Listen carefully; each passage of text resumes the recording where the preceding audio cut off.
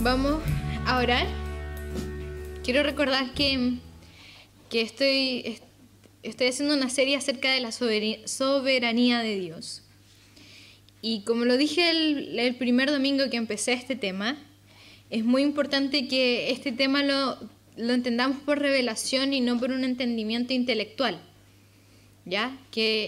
Porque el razonamiento de la carne o el razonamiento intelectual nos lleva a error cuando nosotros entendemos la soberanía de Dios de forma intelectual y no por medio de la revelación del Espíritu Santo. Por lo tanto, vamos a orar y le pido que ustedes me acompañen en esta oración y le pidan revelación al Señor para poder entender la soberanía de Dios según lo que el Espíritu Santo quiere que entendamos. Por favor, inclinen sus rostros.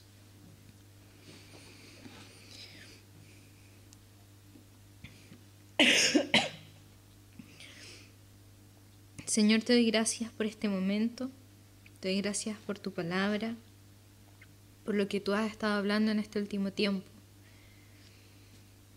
Te doy gracias, Señor, porque en medio de la dificultad, Señor, tú nos hablas de cuán soberano eres tú y de cómo tú estás a cargo y al control de nuestras vidas, Señor, y de todas las cosas. Y yo pido que tú traigas revelación. Espíritu Santo, ven.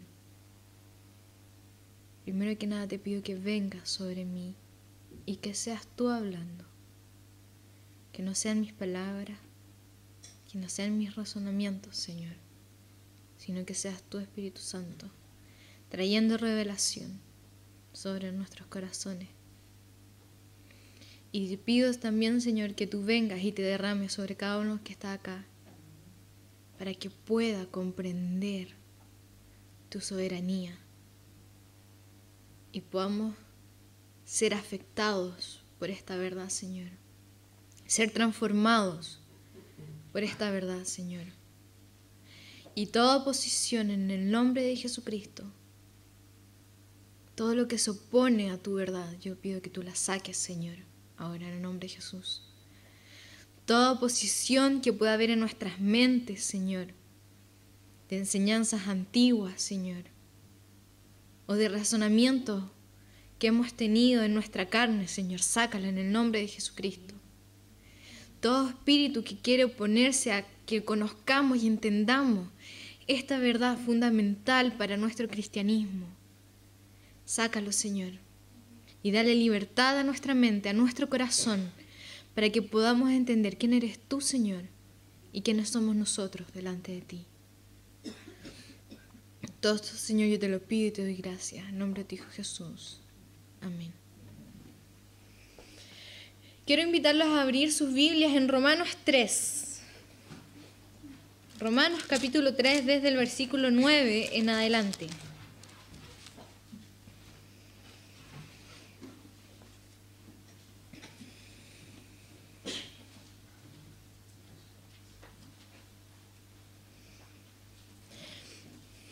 Las semanas anteriores, la primera semana, el primer domingo, hablamos de que Dios es soberano por derecho, que Él como creador de todo, es Señor de todo y dueño de todas las cosas, y por lo tanto Él es Rey, Señor, soberano de todo. Y Él es Rey y soberano de nuestras propias vidas también. Luego, la semana siguiente, el domingo pasado, hablamos también de la soberanía de Cristo, quien Él siendo Dios también es soberano de todo, pero es por derecho y también por decreto, porque Él al haber muerto en esa cruz y al haber resucitado, Él destruyó toda potestad de las tinieblas, y hoy Él tiene todo el poder en el cielo y en la tierra. Él destruyó y Él quitó toda potestad de las tinieblas, toda potestad sobre la muerte. Y Él es por derecho y por decreto soberano y Señor de todo. Y que esta soberanía de Dios debía producir en nosotros humillación al darnos cuenta que tenemos delante de nosotros el Creador y el que sustenta todas las cosas. Y debía producir en nosotros el entender que somos siervos de Cristo, porque Él compró nuestras vidas con su sangre y nos libró de la esclavitud para que fuéramos sus siervos, siervos que aman a su Señor. Y bajo estas dos verdades vamos a ver que al ser Cristo soberano, Señor de todo, dueño de todas las cosas, su gracia también es soberana. Y su gracia se afirma en la soberanía de Dios. Y en el versículo 9 de este capítulo 3 de Romanos dice: ¿qué pues? ¿Somos nosotros mejores que ellos? En ninguna manera, pues ya hemos acusado a judíos y a gentiles que todos están bajo pecado. Como está escrito, no hay justo ni aun uno, no hay quien entienda, no hay quien busque a Dios. Todos se desviaron, a una se hicieron inútiles. No hay quien haga lo bueno, no hay ni siquiera uno. Sepulcro abierto de su garganta, con sus lenguas engañan. Veneno de áspides hay debajo de sus labios. Su boca está llena de maldición y de amargura. Sus pies se apresuran para derramar sangre. Quebranto y desventura hay en sus caminos, y no conocieron camino de paz. No hay temor de Dios delante de sus ojos. Esta es la descripción y es la realidad de todo hombre. Esta es la realidad del hombre, que no hay ni uno bueno, que en su corazón hay maldad, hay engaño, hay amargura, y que está siempre listo para vivir en su maldad.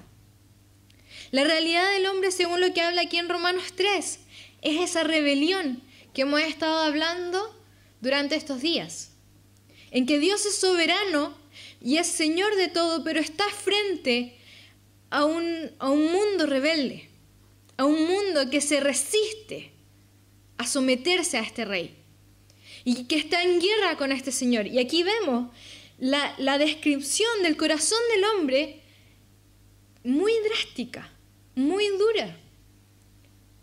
Pero en el versículo 10 dice: no hay justo ni aun uno. Por lo tanto, todo lo que habla desde el 3 en adelante, que dice que son sepulcros abiertos en su garganta, con su lengua engañan, que están llenos de maldición, de amargura, de maldad, es la realidad de cualquier hombre. Es la realidad del corazón del hombre. No importa quién sea, no importa cómo se llame. Y si seguimos, en el versículo 19 dice: pero sabemos que todo lo que la ley dice, lo dice a los que están bajo la ley, para que toda boca se cierre y todo el mundo quede bajo el juicio de Dios. Ya que por las obras de la ley ningún ser humano será justificado delante de él, porque por medio de la ley es el conocimiento del pecado. Cuando Dios le da la ley a Moisés, les dice al pueblo de Israel: mira, si tú eres mi pueblo y yo soy tu Dios, así es como tú debes comportarte, esta es mi ley. Pero lo único que consigue la ley no es transformar el corazón del pueblo de Israel, sino que es dejar de manifiesto la maldad del pueblo de Israel. Antes de Moisés la ley no existía, pero el hombre era malo igual, solo que no estaba de manifiesto su maldad. No había nada, no había una ley que le diera una dirección para decir: mira, tu corazón es malo. Por lo tanto, Dios va con Moisés y le da la ley para mostrarle al pueblo de Israel su rebelión constante, permanente, porque en su naturaleza hay rebeldía. En su naturaleza está el ADN de Satanás. Y finalmente la ley no transforma, sino que deja de manifiesto que en la naturaleza del hombre está el ADN de Satanás. Y que, como dice Primera de Juan, que somos hijos del diablo. Eso es lo que la ley consigue. Y que aunque sea instruido en la ley, desde pequeño, como era el pueblo de Israel, y como es aún hoy día el pueblo de Israel, aunque sea instruido en la ley desde pequeño, su corazón tiende al mal, porque en su naturaleza está la naturaleza de Satanás. Luego, si seguimos leyendo en Romanos 21, 24 al 24, dice: pero ahora, aparte de la ley, se ha manifestado la justicia de Dios, testificada por la ley y por los profetas.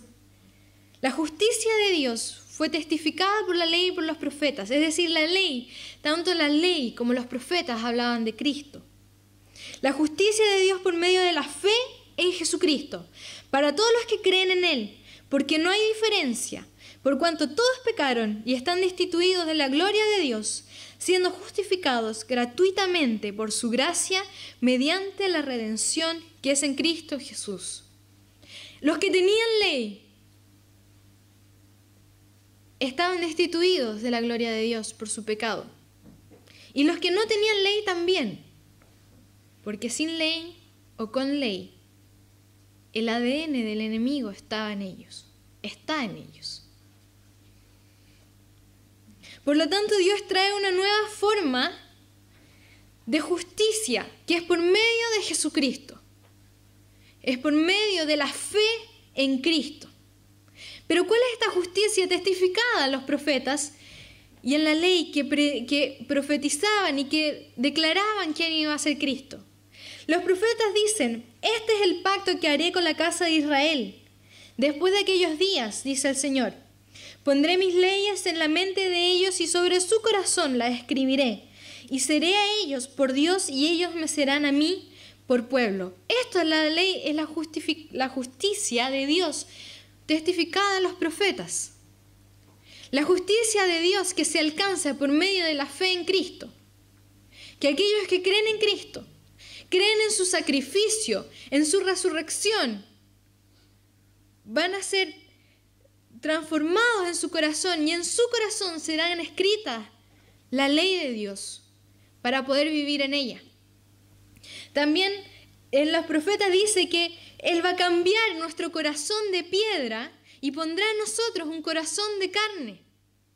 Quitará esa naturaleza pecaminosa, quitará ese ADN que está grabado en nosotros de pecado y pondrá en nosotros la simiente de Cristo, un nuevo corazón, un corazón de carne, en donde en Él estará grabada la ley de Dios, para que podamos vivir en ella y podamos andar en la justicia de Dios, que es por medio de la fe de Cristo.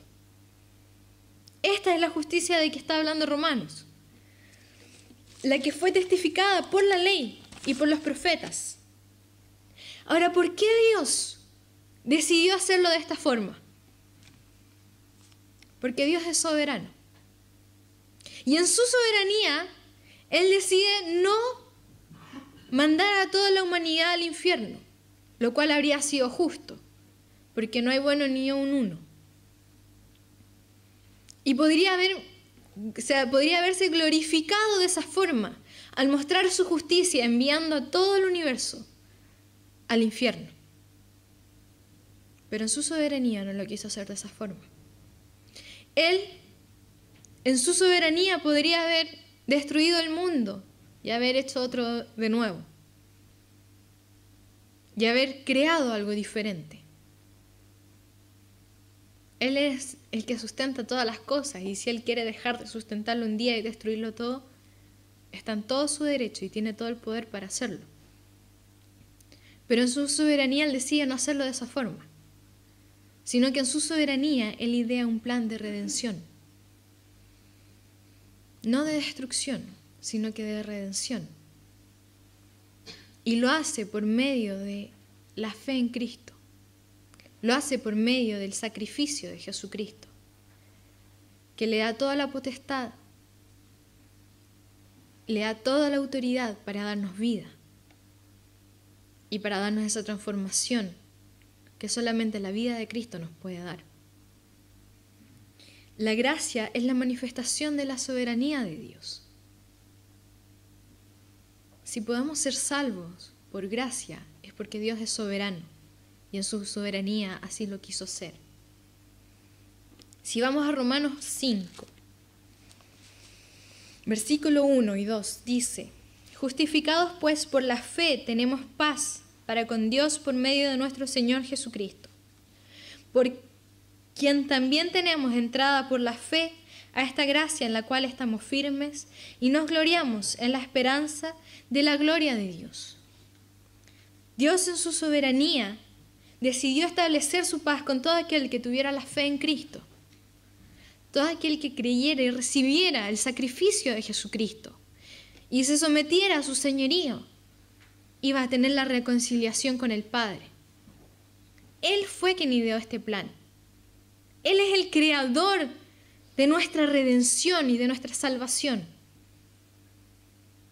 Es el autor de la salvación. Y lo hace en su soberanía. Si leemos luego en Romanos, el mismo 5, en el versículo 6 dice, porque Cristo, cuando aún éramos débiles, a su tiempo murió por los impíos. Ciertamente apenas morirá alguno por un justo. Con todo, pudiera ser que alguno osara morir por el bueno. Mas Dios muestra su amor para con nosotros en que siendo aún pecadores, Cristo murió por nosotros. Pues, mucho más, estando ya justificados en su sangre, por él seremos salvos de la ira.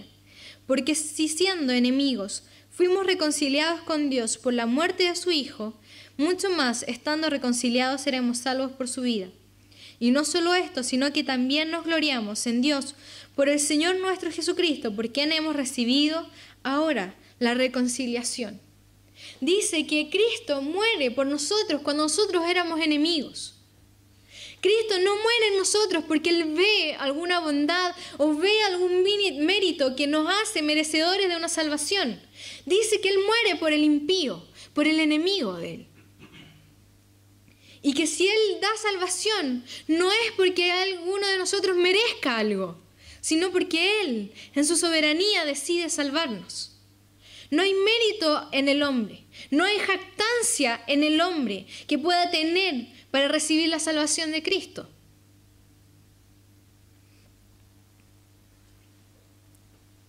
Y no solamente, y dice que muestra su amor, que siendo aún pecadores, Cristo murió por nosotros, pero no solamente nos manifiesta su amor por medio del sacrificio, sino que dice que nos salva de la ira, que nos justifica y nos limpia y nos compra con su sangre, que siendo enemigos nos reconcilia con Dios y nos hace amigos de Dios y nos hace hijos de Dios.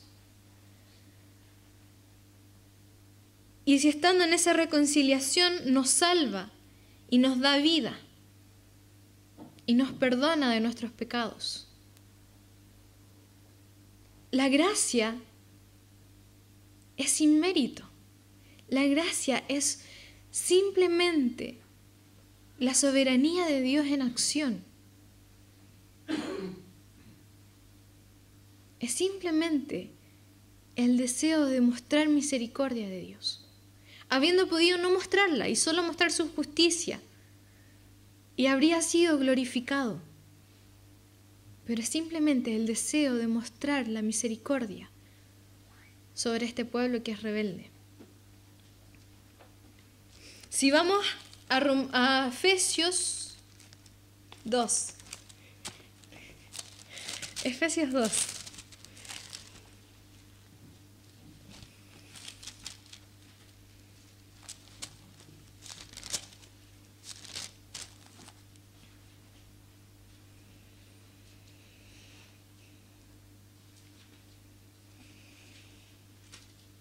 Dice, en el versículo 1 dice, y Él os dio vida a vosotros cuando estabais muertos en vuestros delitos y pecados. Estabas muerto, tú estabas muerto y Él decidió darte vida. No decidió darte vida porque vio bondad en ti, sino que tú estabas muerto en tus delitos y pecados y Él decidió darte vida. En los cuales anduvisteis en otro tiempo siguiendo la corriente de este mundo, conforme al príncipe de la potestad del aire, el espíritu que ahora opera en los hijos de desobediencia, entre los cuales también todos nosotros vivimos en otro tiempo, en los deseos de nuestra carne, haciendo la voluntad de la carne y de los pensamientos, y éramos por naturaleza hijos de ira, lo mismo que los demás. Esta era nuestra realidad. La realidad del hombre es que estábamos muertos en delitos y pecados, que andábamos en la corriente de este mundo, que el espíritu del príncipe de la potestad del aire, o sea, el espíritu de Satanás, operaba en nosotros, y que éramos hijos de él, hijos de desobediencia, hijos de la ira, dignos de ser condenados a muerte y al infierno por siempre. Esa era nuestra realidad. Esa es la realidad del hombre. Que no hay nada bueno en él. Y que necesita salvación por eso. Porque no hay nada bueno en él.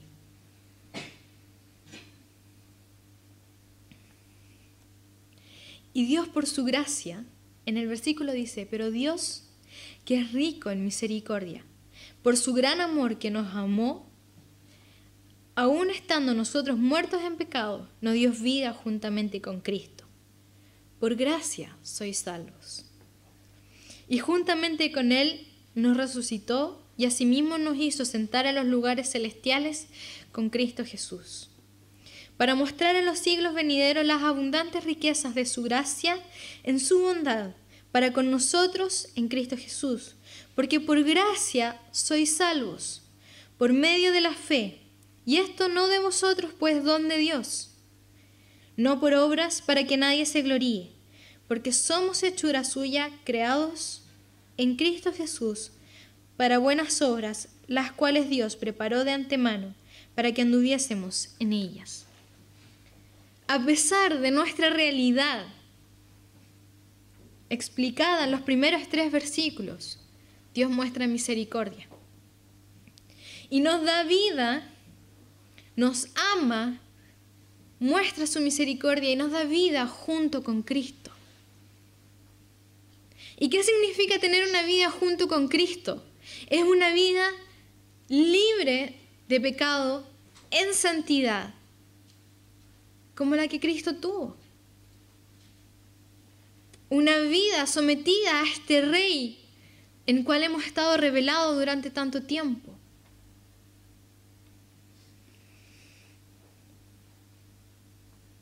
Dice que somos resucitados para vivir en el Espíritu Santo. Y eso está explicado en Romanos 8, por si después lo quieren leer. Una vida junto con Cristo es esa resurrección en que hemos muerto en nuestros delitos y nuestros pecados, hemos muerto en la carne, pero somos resucitados para vivir en el Espíritu, para tener una comunión con Él, una reconciliación con Él.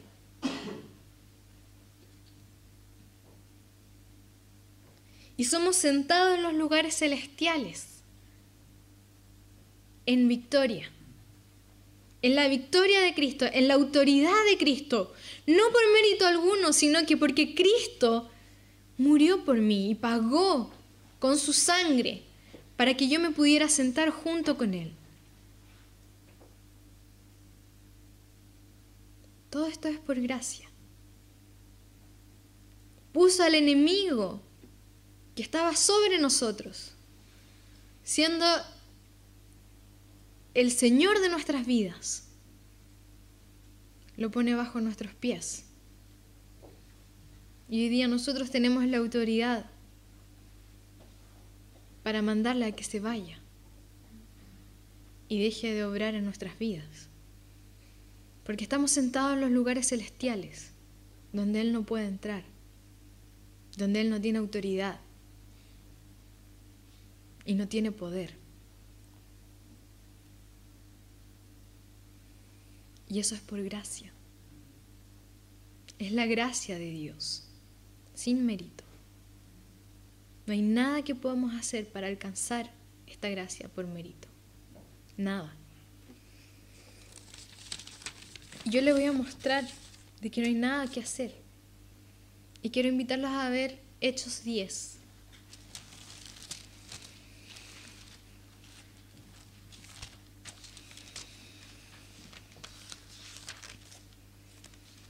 En el libro de los Hechos, en el capítulo 10, nos encontramos con una historia de un hombre llamado Cornelio, centurión por lo tanto romano, piadoso de Dios. Vamos a leer los primeros 6 versículos. Dice: había en Cesarea un hombre llamado Cornelio, centurión de la compañía llamada la Italiana. Centurión significa que él tenía un cargo dentro del ejército romano, ¿ya? Piadoso y temeroso de Dios con toda su casa, y que hacía muchas limosnas al pueblo y oraba a Dios siempre. Este vio claramente una visión, como a la hora 9 del día, que un ángel de Dios entraba donde él estaba y le decía: Cornelio. Él, mirándole fijamente y atemorizado, dijo: ¿qué es, Señor? Y le dijo: tus oraciones y tus limosnas han subido para memoria delante de Dios. Envía pues hombres a Jope y haz venir a Simón, el que tiene por sobrenombre Pedro. Este posa en casa de cierto Simón curtidor, que tiene su casa junto al mar. Él te dirá lo que es necesario que hagas. Aquí nos encontramos, no lo vamos a leer porque es muy largo, pero nos encontramos con este soldado romano, pero que es temeroso de Dios. O sea, es decir, que él se volvió al judaísmo en algún momento de su vida. Y se le aparece este ángel y le habla y le dice: anda a buscar a Pedro. Y por otro lado, a Pedro también se le aparece Dios en visión y le dice que vaya donde Cornelio. Y finalmente Pedro, en obediencia, va a donde Cornelio, va a su casa, les predica. Estoy haciendo corta, una larga historia, se la estoy contando cortamente. Les predica y se convierte Cornelio y toda su casa. ¿Ya? Ese es el contexto en la historia. Pero yo quiero centrarme en estos 6 versículos y en que Cornelio era un hombre piadoso de Dios. Era un hombre piadoso, temeroso de Dios, que daba limosna y hacía oración. Y el ángel le dice: a causa, voy a hacer, tus oraciones y tus limosnas han subido para memoria delante de Dios. Envía pues ahora hombres a Jope. O sea, a causa de tus limosnas y tus oraciones, a causa de tu piedad, te voy a decir qué hacer. Anda y llama a Pedro para que él te diga qué hacer. Entonces uno se encuentra con esta historia y uno dice: Cornelio tenía mérito.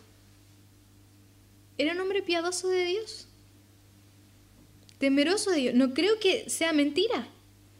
La Biblia lo está diciendo. Y no dice que él se consideraba a sí mismo piadoso o temeroso de Dios, sino que dice que era piadoso y temeroso de Dios. Y que por eso se le aparece el ángel. ¿Hay mérito detrás de eso?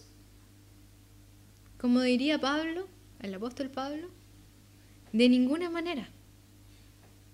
De ninguna manera. Porque si este hombre es piadoso, es porque Dios se le reveló.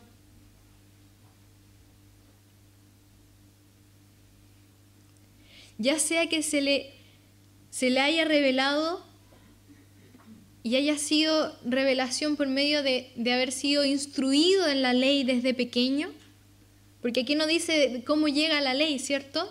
O cómo llega a conocer a este Dios para tener piedad, o ya sea porque algún amigo judío le habló de Dios y lo introdujo al judaísmo. No lo sabemos, no hay detalle de cómo él llega a esto. Pero sea como sea, su piedad es parte de la misericordia de Dios sobre su vida. Pero independientemente de eso, si uno se centra en lo que dice el ángel y dice que tus oraciones y tus limonas han subido para memoria delante de Dios, y por eso ve y haz esto, ¿no hay mérito detrás de eso? ¿No es eso mérito? Según muchos argumentos de cristianos, esto sería un mérito. Lo que ocurre con Cornelio es que porque sus limosnas y sus oraciones, él tuvo mérito y por eso Dios lo salva. Pero no hay mérito en el hombre. ¿Y saben por qué no hay mérito? Porque aunque Cornelio era piadoso y temeroso de Dios, Cornelio estaba en enemistad en contra de Dios, según lo que acabamos de leer en Romanos y en Efesios. Y si él no hubiese estado en enemistad, no necesitaría a Cristo, sería salvo por sí solo. Pero a pesar de su piedad, a pesar de sus oraciones y sus limosnas, él estaba en enemistad con Dios. Porque en su naturaleza había pecado. Y a pesar de su oración y sus limosnas, Cornelio pecaba. No era santo. Porque no hay ni aún justo, ni aún uno que sea bueno. Ni aún un Cornelio piadoso y temeroso de Dios es justo o bueno delante de Dios. Y es por eso el que le dice, mira, el ángel no le dice, a causa de tus limosnas y tus oraciones, eres salvo. Sino que anda, busca a Pedro y dile que te predique de Cristo, porque necesitas a Cristo para entrar en una reconciliación conmigo.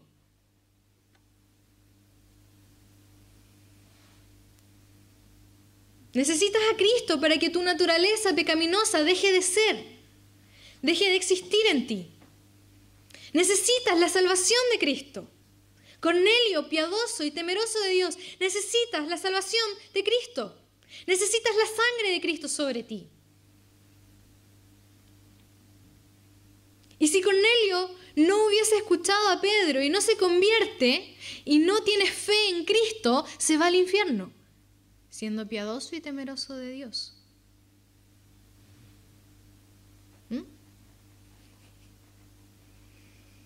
Entonces debemos entender que el único mérito que puede salvar al hombre en sus fuerzas, sin Cristo, es no haber pecado jamás, y no hay hombre sin pecado porque no hay uno bueno. Si has tenido piedad en tu vida, si has sido enseñado, eres como algunos dicen, nacido y criado en el Evangelio, no importa, necesitas la salvación de Cristo. Necesitas que la sangre de Cristo sea derramada sobre ti y seas limpiado por la sangre de Cristo y por la salvación de Cristo. Tu piedad no es suficiente mérito. Tu temor de Dios, tu religión, tu bondad, tus limosnas no son mérito para nada. Son trapos de inmundicia delante del Señor. Eso es lo que la palabra dice. Y la piedad de Cornelio eran trapos de inmundicia delante de Dios. Y por eso le dice Cornelio, busca a Pedro para que te prediquen de Cristo. Porque necesitas a Cristo. Necesitas su salvación. Ahora, lo que sí lograron las oraciones y la piedad de Cornelio fue alcanzar misericordia. Y no por mérito, sino porque Dios es fiel a su palabra.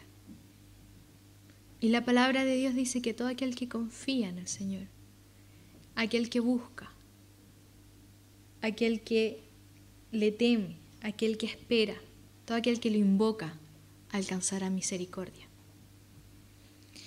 Y no porque Cornelio lo mereciera, sino porque Dios es fiel a su palabra. Él envía un ángel por misericordia a Cornelio. Es la soberana misericordia de Dios. Es la fidelidad a su propia palabra de Dios la que permite que este ángel venga delante de Cornelio y le diga qué hacer para poder ser salvo. Pero no hay mérito. No hay nada que el hombre pueda hacer para alcanzar salvación. Es solo Cristo. Cristo y solo Cristo.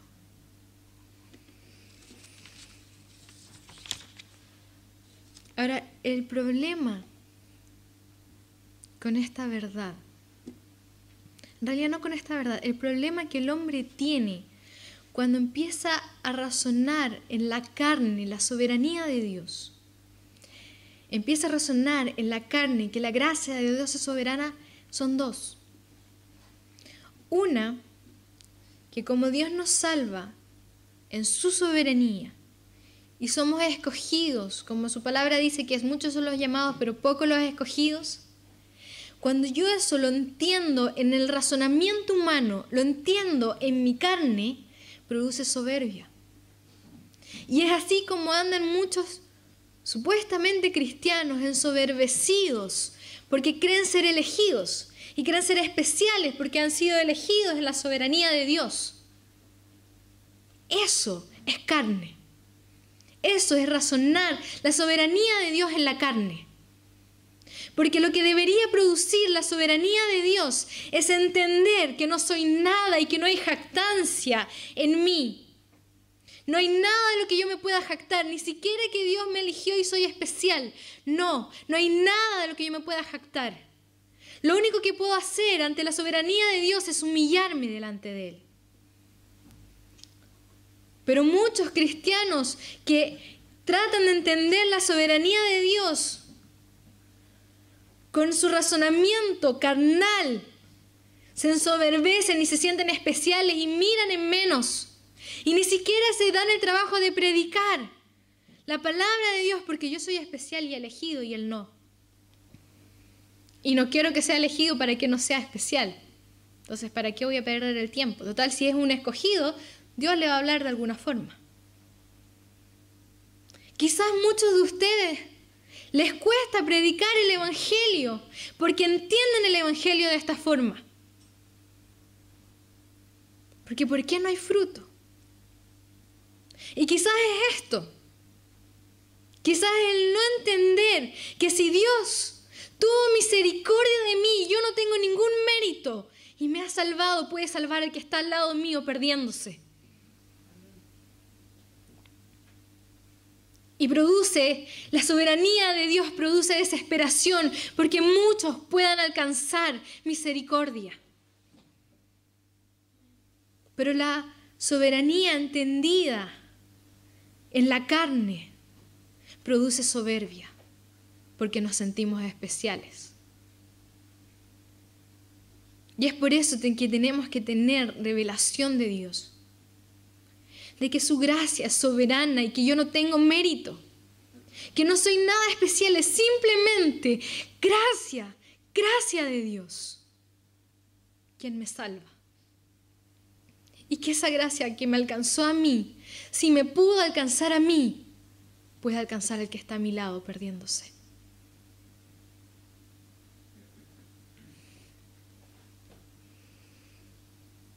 El segundo problema que trae el razonamiento humano es que si soy salvo por la soberanía de Dios, entonces yo no tengo que hacer nada. Como no hay nada que yo pueda hacer para ser salvo, entonces no tengo que hacer nada. Y ahí hay muchos cristianos fermentando en sus asientos. Y se escudan en la soberanía de Dios. Vienen, calientan sus asientos y no hacen nada porque están a la espera en que la Dios en su soberanía me transforme. Y mientras el Señor en su soberanía no se decide transformarme, porque así lo plantean, viven para sí mismos, pecan, andan en su carne, en sus deleites, y le dicen, es que el Señor todavía no me transforma. Estoy esperando a que Dios me transforme.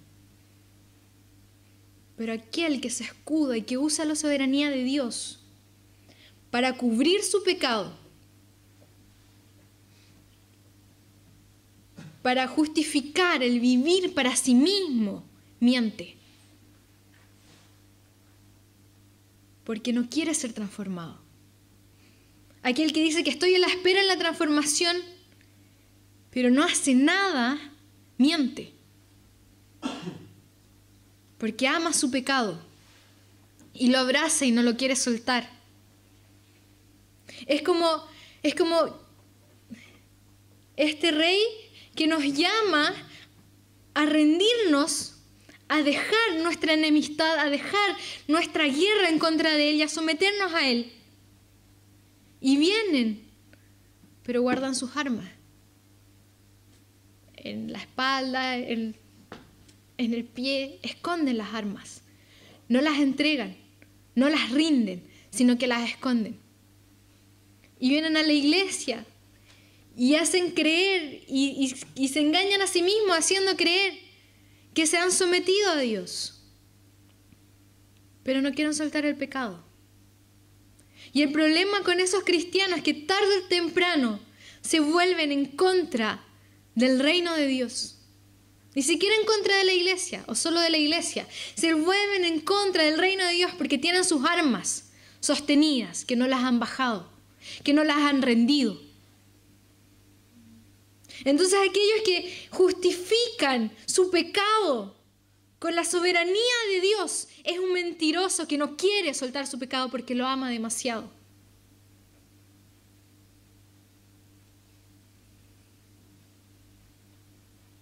Porque Dios nos salva en su soberanía. Pero la palabra de Dios dice que tenemos que responder a la gracia de Dios, rindiéndonos, arrepintiéndonos, sometiéndonos a Él.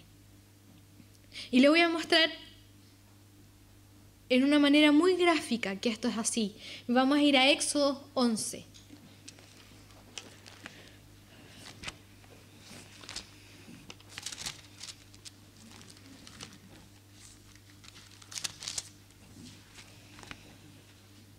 Éxodo 11, estamos en el contexto en que vino Moisés a liberar al pueblo de Israel de los egipcios.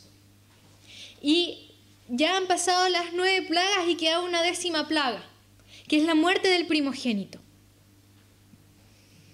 Y en el capítulo 11, versículo 4, dice: Dijo pues Moisés, Jehová ha dicho así: a la medianoche yo saldré por en medio de Egipto, y morirá todo primogénito en tierra de Egipto, desde el primogénito de Faraón, que se sienta en su trono, hasta el primogénito de la sierva que está tras el molino, y todo primogénito de las bestias. Y habrá gran clamor por toda la tierra de Egipto, cual nunca hubo ni jamás habrá. Pero contra todos los hijos de Israel, desde el hombre hasta la bestia, ni un perro moverá su lengua, para que sepáis que Jehová hace diferencia entre los egipcios y los israelitas. Esta palabra vemos que dice que Jehová hace diferencia entre los egipcios y los israelitas. Él les va a mostrar la diferencia que Él hace con los egipcios y los israelitas. ¿Por qué? ¿Cuál es el mérito de Israel? Ninguno. Cuando Dios escoge a Abraham, no da ningún motivo de por qué lo escoge. Lean Génesis, no da ninguna razón de por qué escoge a Abraham. Ni siquiera dice que es piadoso o temeroso de Dios. No hay ningún motivo que el pueblo de Israel sea escogido como el pueblo de Dios. Ni uno solo. Y si Él va a hacer diferencia con los israelitas y los egipcios, es porque los israelitas son considerados pueblo de Dios, sin mérito, en la soberanía de Dios. Y los egipcios no son pueblo de Dios. Simplemente eso. Pero no hay mérito alguno en el pueblo israelí. Incluso en aquella época, como llevaban tantos años viviendo entre los egipcios, los israelitas ni siquiera sabían bien quién era Dios. No lo conocían y tenían una mezcolanza entre el Dios de Israel y los otros dioses. Y Dios empieza a mandar cada una de las plagas para destruir a los dioses egipcios y para mostrarse a su pueblo y recordarle que Él es Dios, creador y Señor de todo. Pero no hay mérito en el pueblo de Israel. ¿Y cuál es la voluntad de Dios para el pueblo de Israel? salvar aún las bestias del pueblo. Ni siquiera un perro iba a morir. Y en aquella época el perro era el animal menos importante. Pero Dios iba a salvarlos a todos. ¿Mérito alguno? No. Él quería mostrarse. Y quería mostrar su justicia contra los egipcios y su misericordia con Israel. Así como Dios quiere mostrar su justicia con aquellos que viven en la condenación y su misericordia con aquellos que creen en Cristo. Es lo mismo. Sin embargo, si seguimos en el capítulo 12, la voluntad de Dios era salvar a todo el pueblo y aún sus bestias, salvarlo. Pero eso no significaba que el pueblo no tenía que hacer nada, sino que hay un mandato que el pueblo de Israel tiene que cumplir para recibir esa salvación. Dios en su soberanía iba a salvar a Israel, pero en su soberanía también les da un mandato al pueblo de Israel que tenían que cumplir. En Éxodo 12, el versículo 3 dice: «Hablad a toda la congregación de Israel, diciendo: en el 10 de este mes tómese cada uno un cordero según la familia de los padres, un cordero por familia. Mas si la familia fuere tan pequeña que no baste para comer el cordero, entonces él y su vecino inmediato a su casa tomarán uno según el número de las personas, conforme al comer de cada hombre. Haréis la cuenta sobre el cordero. El animal será sin defecto, macho de 1 año. Lo tomaréis de las ovejas o de las cabras, y lo guardaréis hasta el día 14 de este mes, y lo inmolará toda la congregación del pueblo de Israel entre las 2 tardes.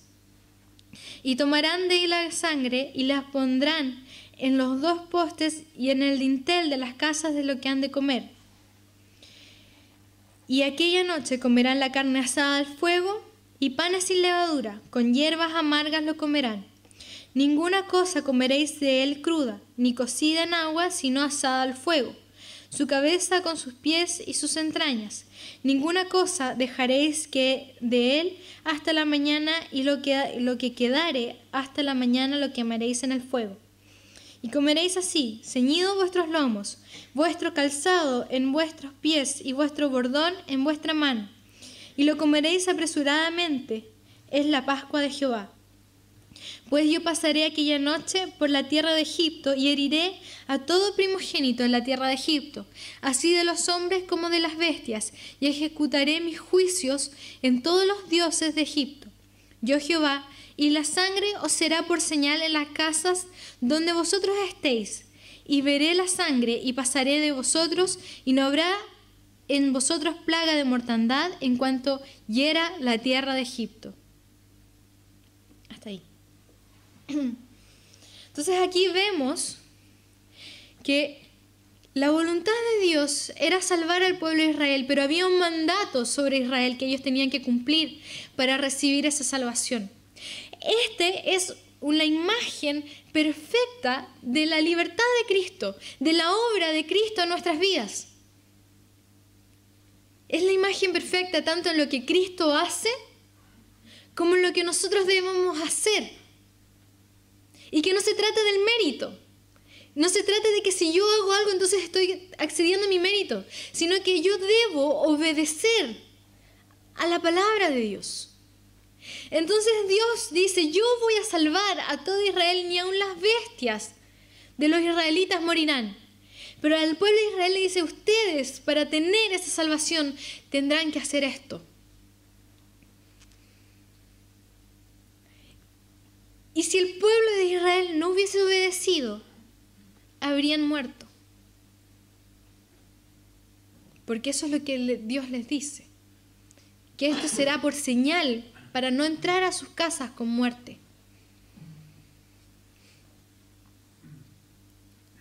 Pero ninguno de los israelitas tuvo la osadía de decir: bueno, si la soberanía de Dios era salvarme, ¿para qué voy a hacer todo esto si me va a salvar igual? Sino que en su temor de Dios ellos obedecen. Pero el cristiano tiene la osadía, o los que se hacen llamar cristianos, tienen la osadía de decir, bueno, pero si la soberanía de Dios es salvarme, Él me va a salvar igual. Obedezca o no obedezca yo.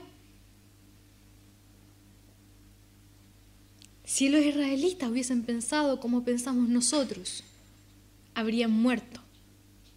Habrían muerto.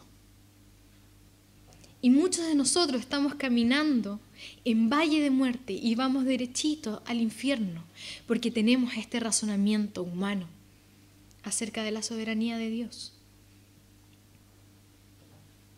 Aquí hay un mandato. Y esta es la salvación de Cristo sobre nosotros. Y nosotros también tenemos un mandato. Tenemos que ponernos bajo la casa que está pintada con la sangre de Cristo, que es la gracia.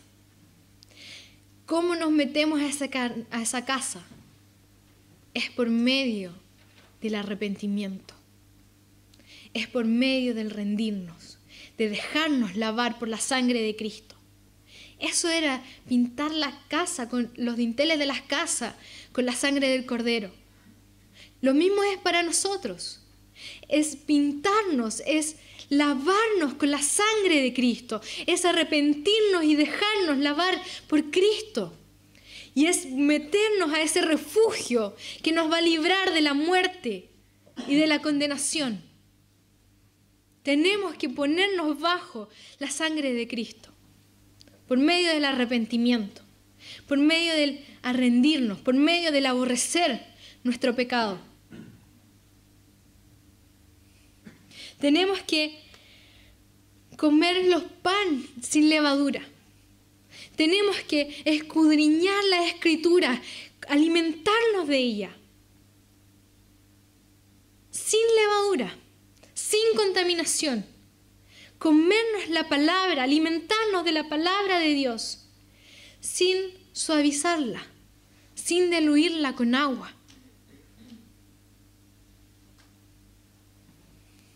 Tenemos que comernos la carne de Cristo. Es impresionante esta imagen. Dicen que coman todo el cordero y que no quede nada. Nada. Nosotros tenemos que comernos la carne de Cristo. Si no lo creen, lean el Evangelio de Juan. Y Cristo dice, ustedes tienen que comer mi carne y beber mi sangre y tendrán vida eterna. Tenemos que comer la carne de Cristo. Eso significa vivir en la voluntad de Cristo, vivir en la vida de Cristo, que Cristo viva en mí y ya no vivo más yo. Eso es comerme la carne de Cristo. La gracia de Dios es soberana, pero yo tengo que vivir en la voluntad de Dios, en la voluntad de Cristo, en que Cristo viva en mí.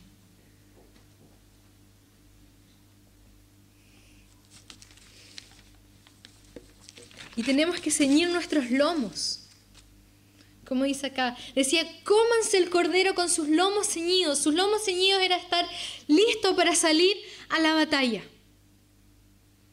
Listos para salir corriendo a donde Dios me enviara. Y así nosotros tenemos que ir a la salvación de Cristo, listos para la batalla. Listos para enfrentarnos al enemigo que nos acecha. Listos para obedecernos, listos para someternos como servidores de Dios, dispuestos a obedecer sea en lo que sea. La salvación es por gracia, hermanos y amigos míos, pero eso no significa que tú tienes que quedarte ahí en tu asiento esperando la transformación, sino que tú tienes que rendir tu vida delante del Señor. Tienes que ponerte bajo su sangre, recibir su sacrificio y arrepentirte. Y eso no solamente lo vemos en el Antiguo Testamento. en el Nuevo Testamento también nos muestra que la salvación de Cristo trae una acción de parte de nosotros. Requiere, demanda de nosotros arrepentimiento. Demanda de nosotros que recibamos la gracia de Dios y hagamos algo con ella.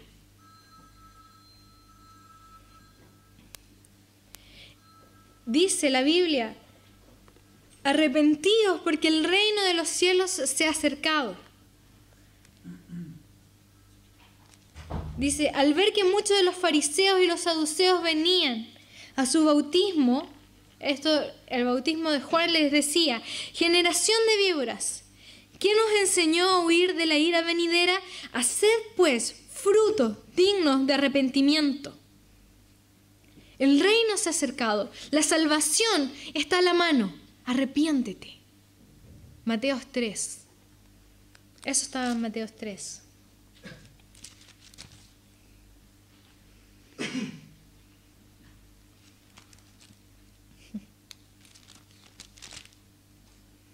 En Mateos 10 dice, el que ama a padre o a madre más que a mí no es digno de mí. El que ama a hijo o a hija más que a mí no es digno de mí. Y el que no toma su cruz y sigue en pos de mí no es digno de mí. La salvación está a la mano, pero requiere que tú renuncies a todo, incluso a lo más preciado que tienes, que puede ser tu familia. La salvación está a la mano, pero tú debes amar más a Cristo que a cualquier otra cosa.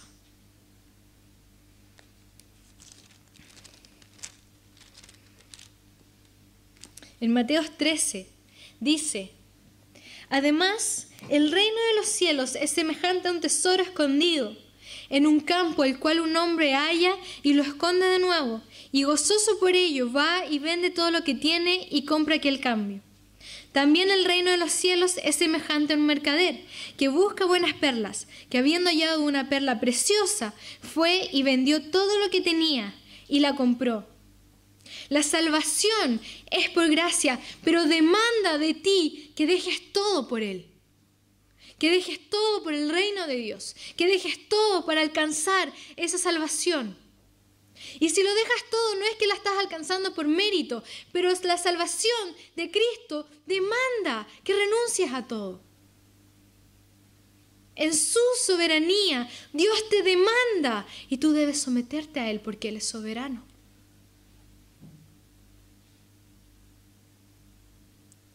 La salvación demanda que tú la aprecies más que cualquier otra cosa y dejes todo por ella.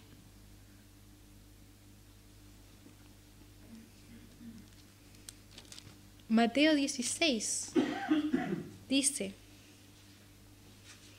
entonces Jesús dijo a sus discípulos, si alguno quiere venir en pos de mí, niéguese a sí mismo, tome su cruz y sígame, porque todo aquel que quiera salvar su vida la perderá y todo aquel que pierda su vida por causa de mí la hallará. La salvación es por gracia, pero demanda que tomes tu cruz. Demanda a que tú vivas la vida de Cristo y a que tú estés dispuesto a renunciar a todo y a obedecer al Padre como Cristo obedeció y tomó esa cruz por ti.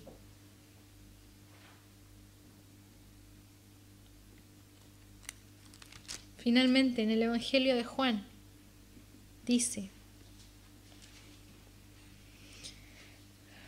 de cierto os digo que si el grano de trigo no cae en la tierra y muere, queda solo. Pero si muere, lleva mucho fruto. El que ama su vida la perderá. El que aborrece su vida en este mundo, para vida eterna, la guardará. Si alguno me sirve, sígame. Y donde yo estuviere, allí también estará mi servidor. Si alguno me sirviere, mi Padre le honrará. La salvación es por gracia, pero demanda que mueras. Demanda que tú no ames más esta vida del mundo y que no ames nada del mundo, sino que estés dispuesto a perder tu vida y a morir para tener vida eterna.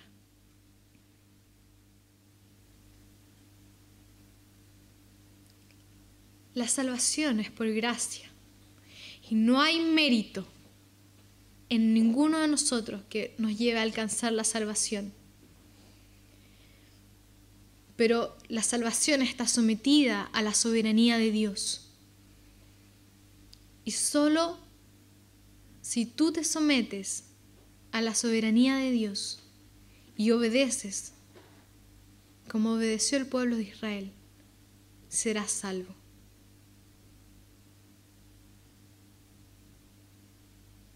Cuando entendemos esto, cuando entendemos que Dios es soberano y que por su soberanía, por gracia, somos salvos, esta verdad debería producir dos cosas en nosotros. Humillación, al entender que no soy nada delante de Dios, que no hay nada bueno en mí y que Él me amó y me salvó y tuvo misericordia de mí. Eso trae humildad a mi corazón y trae misericordia también hacia los que no han alcanzado salvación.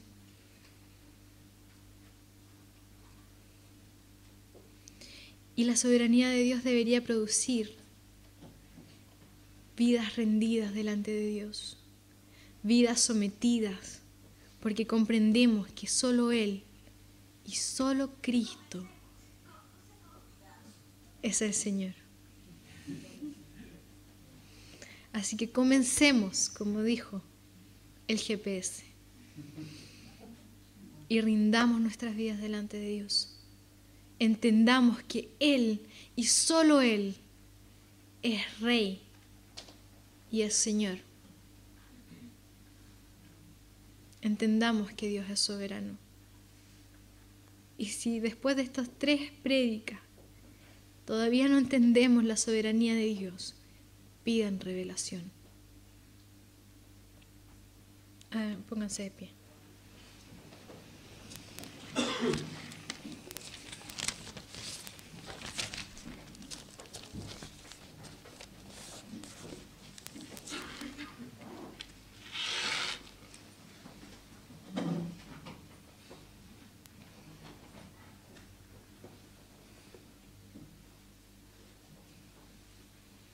Cierren sus ojos, vamos a orar.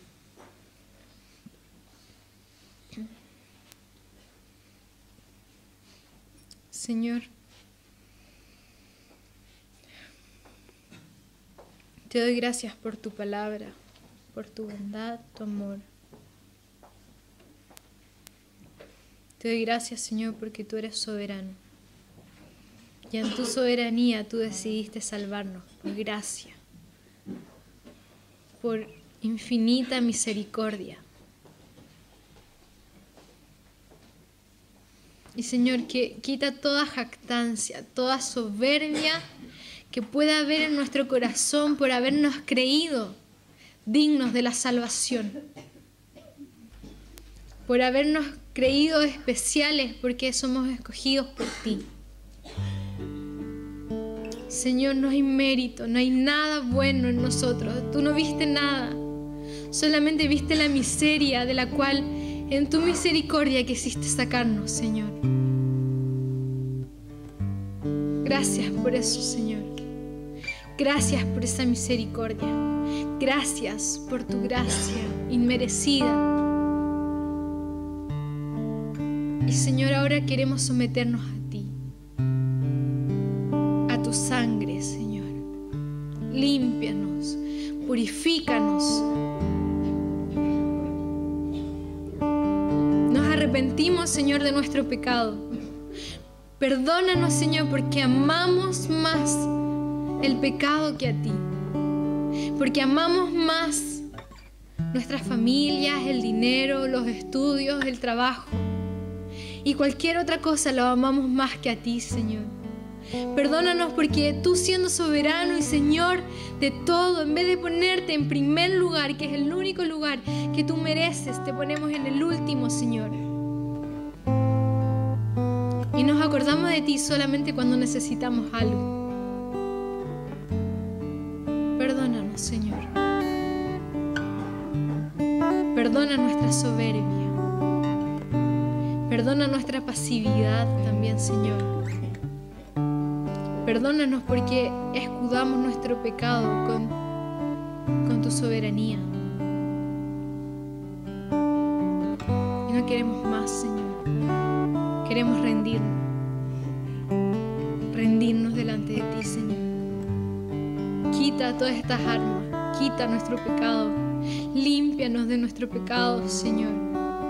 No permitas que haya más rebelión en nuestro corazón. Quita toda esta naturaleza pecaminosa, Señor. Esta naturaleza rebelde, sácala de nuestro corazón, Señor. Y haznos libres. Pon tu simiente en nosotros, Señor. Una simiente que nos hace obedecer, que nos hace andar en santidad, en libertad. Gracias, Señor. Santo eres tú, Señor. Digno de toda adoración, de toda alabanza.